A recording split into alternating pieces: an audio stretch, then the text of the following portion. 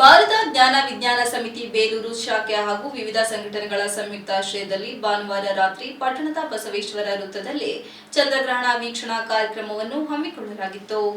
ಗ್ರಹಣ ವೀಕ್ಷಣೆಯ ನಂತರ ಮಾತನಾಡಿದ ಸಮಿತಿಯ ಅಧ್ಯಕ್ಷರಾದ HR ಚಂದ್ರರವರು, ಇತಿಹಾಸದಲ್ಲಿ ಗ್ರಹಣಗಳ ಬಗ್ಗೆ ಹಲವಾರು ಮೂಢನಂಬಿಕೆಗಳು ನೆಲೆಸಿಕೊಂಡಿವೆ. ಗ್ರಹಣ ಸಮಯದಲ್ಲಿ ಮನೆಯಿಂದ ಹೊರಬರಬಾರದು, ಊಟ ಮಾಡಬಾರದು, ಯಾವುದೇ ಕೆಲಸ ಕೈಗೊಳ್ಳಬಾರದು ಎಂಬ ತಪ್ಪು ಕಲ್ಪನೆಯನ್ನು ಸಮಾಜವು ಇನ್ನೂ ಹಿಡಿದುಕೊಂಡಿದೆ. ಇಂತಹ ಮೂಢನಂಬಿಕೆಗಳನ್ನು ನಿವಾರಿಸಲು ವಿಜ್ಞಾನಾಧಾರಿತ ಚಿಂತನೆ ಬೆಳೆಸಲು ನಾವು ಈ ವೀಕ್ಷಣೆ ಕಾರ್ಯಕ್ರಮ ಆಯೋಜಿಸಿದ್ದೇವೆ.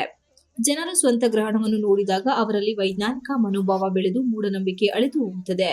ಫಲಾಹಾರ ಸೇವಿಸುವ ಮೂಲಕ ಸಮಾಜದಲ್ಲಿ ಜಾಗೃತಿ ಮೂಡಿಸುವುದೇ ಈ ಕಾರ್ಯಕ್ರಮದ ಉದ್ದೇಶ ಎಂದು ಹೇಳಿದರು. ಜಿಲ್ಲಾ ಕದಳಿ ವೇದಿಕೆ ಅಧ್ಯಕ್ಷೆ ತೀರ್ಥಕುಮಾರಿ ವೆಂಕಟೇಶ್ ಮಾತನಾಡಿ, ಗ್ರಹಣವನ್ನು ನಾವು ಅಜ್ಞಾನದಿಂದ ಭಯಪಡುತ್ತಿದ್ದೇವೆ. ಆದರೆ ನಿಜವಾಗಿ ನೋಡಿದರೆ ಇದು ಪ್ರಕೃತಿಯ ನೈಸರ್ಗಿಕ ಘಟನೆ. ವಿಜ್ಞಾನವು ನಮಗೆ ನೀಡಿರುವ ಬೆಳಕಿನಲ್ಲಿ ಗ್ರಹಣವನ್ನು ಅರ್ಥ ಮಾಡಿಕೊಂಡಾಗ ಮೂಢನಂಬಿಕೆಗಳಿಗೆ ಜಾಗವಿಲ್ಲ. ಇಂತಹ ಕಾರ್ಯಕ್ರಮಗಳು ಯುವ ಪೀಳಿಗೆಗೆ ಕುತೂಹಲ ಮತ್ತು ಅಧ್ಯಯನ ಮನೋಭಾವ ಬೆಳೆಸುತ್ತವೆ. ಸಮಾಜದಲ್ಲಿ ತಾರ್ಕಿಕ ಚಿಂತನೆಗೆ ಇದು ಶಕ್ತಿ ನೀಡುತ್ತದೆ ಎಂದು ಹೇಳಿದರು. ಕಾರ್ಯಕ್ರಮದಲ್ಲಿ ಸೌಭಾಗ್ಯ ಆಂಟೋನಿ, ಸಾಹಿತಿ ಹಾಗೂ ಸಂಶೋಧಕ ಶ್ರೀವತ್ಸ ಎಸ್ ವಟಿ, ಕಸಬಾ ಅಧ್ಯಕ್ಷ ಮಾನ ಮಂಜೇಗೌಡ, ಲಕ್ಷ್ಮಣ್ ಶಿವಪ್ಪ ಸೇರಿದಂತೆ ಅನೇಕ ಗಣ್ಯರು ಹಾಗೂ ವಿದ್ಯಾರ್ಥಿಗಳು, ಯುವಕರು, ಸಾರ್ವಜನಿಕರು ಭಾಗವಹಿಸಿ ಗ್ರಹಣ ವೀಕ್ಷಿಸಿದರು.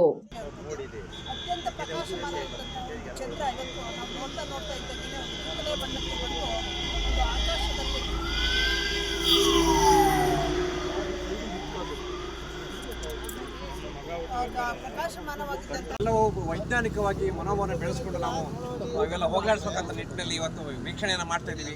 ಈ ಸಂದರ್ಭದಲ್ಲಿ ಎಲ್ಲರೂ ಹಾಜರಾಗಿದ್ದಾರೆ. ಮೂಢನಂಬಿಕೆ ಹೋಗಲಾಡಿಸಬೇಕಂತ ಹೇಳಿ ನಾನು ಮಾತಾಡ್ತೀನಿ. Ganesh, TV 46 news Kannada, Belur. You are watching TV 46 News Kannada.